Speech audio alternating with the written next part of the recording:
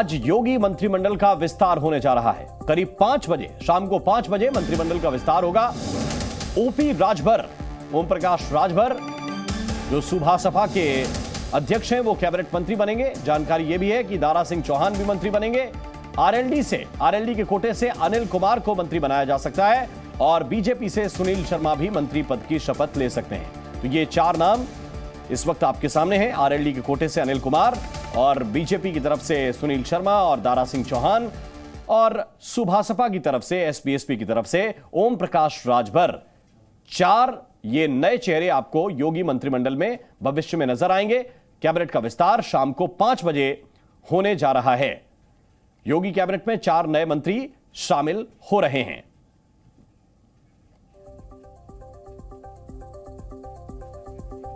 तो योगी कैबिनेट में आज 4 नए मंत्री शामिल होने जा रहे हैं। मंत्रियों के चेहरे हम आपको दिखा रहे हैं। योगी कैबिनेट में ये 4 नए चेहरे आपको नजर आएंगे और ये भविष्य की जमावट के लिहाज से भी, सियासी जमावट के लिहाज से भी काफी महत्वपूर्ण है। विशेष रूप से ओपी राजभर का मंत्री बनना।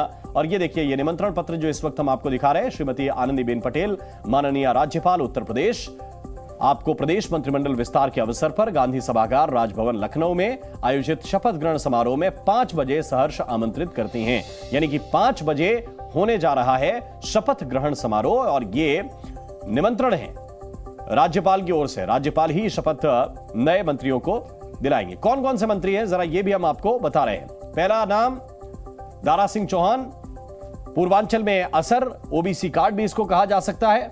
इसी तरह आप देखेंगे अनिल कुमार जो पश्चिमी उत्तर प्रदेश में असर डाल सकते हैं, इसलिए उनको मंत्री बनाया जा रहा है। ओपी राजभर, ये भी ओबीसी कार्ड के तौर पर और अति पिछड़ा के जो वोट हैं उन पर असर रखने वाले नेता हैं। पूर्वांचल में उनका असर है और पश्चिमी यूपी में सुनील शर्मा को मंत्री बनाना एक तरह से ब्राह्मण कार्ड भी कहा जा रहा है। तो यूपी में कैबिनेट का विस्तार होने वाला है। जरा सुनिए एसबीएसपी के अध्यक्ष ओम प्रकाश राजभर ने क्या कुछ कहा। नेताजी, लंबे समय से इंतजार था और फोन तो आ ही गया है, तो तैयारी भी देख रहे हैं। बाहर सब साज सज्जा, फूलों के साथ सज्जा, कार्यकर्ताओं में भी उत्साह। तो अब आप यहां से रवाना भी हो रहे हैं, तो मुख्यमंत्री जी से मिलेंगे। तो क्या क्या अभी तक क्या सूचना में सामने? अभी सूचना जो आप तक सूचना, वही सूचना हमारे तक है। अब वहां से लौट के आते हैं तो बताते हैं।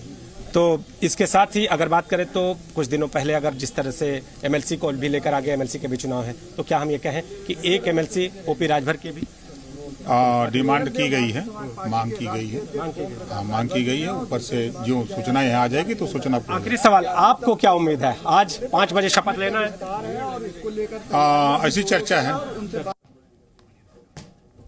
और ज्यादा जानकारी के साथ विशाल पांडे इस वक्त हमारे साथ जुड़े हुए हैं। विशाल, तैयारी शपथ ग्रहण की है, लेकिन जरा बताइए कि इसका असर भविष्य के चुनावों में क्या हो सकता है?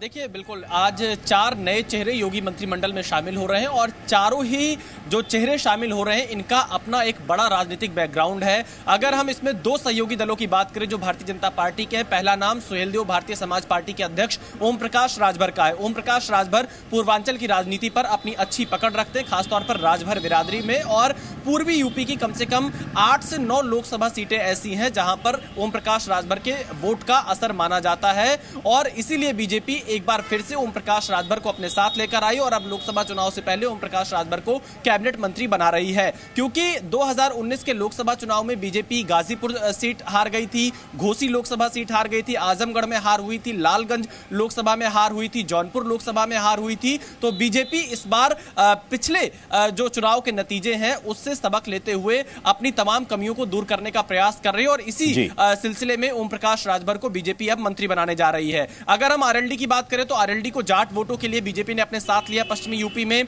और अब आरएलडी के कोटे से एक दलित विधायक को मंत्री बनाया जा रहा है। और इसके पीछे वजह यह बताई जा रही है कि इंडिया गठबंधन अगर चंद्रशेखर आजाद को पश्चिमी यूपी में साथ लेता है तो दलित वोट बैंक के काट में पहले से ही आरएलडी की तरफ से और पूर्वी उत्तर प्रदेश दो चेहरे इससे हैं और उन्हें साधने की राजनीतिक कवायद भी इसको माना जा सकता है। बहुत बहुत शुक्रिया, बहुत बहुत धन्यवाद विशाल पांडे आपका इस पूरे अपडेट के लिए।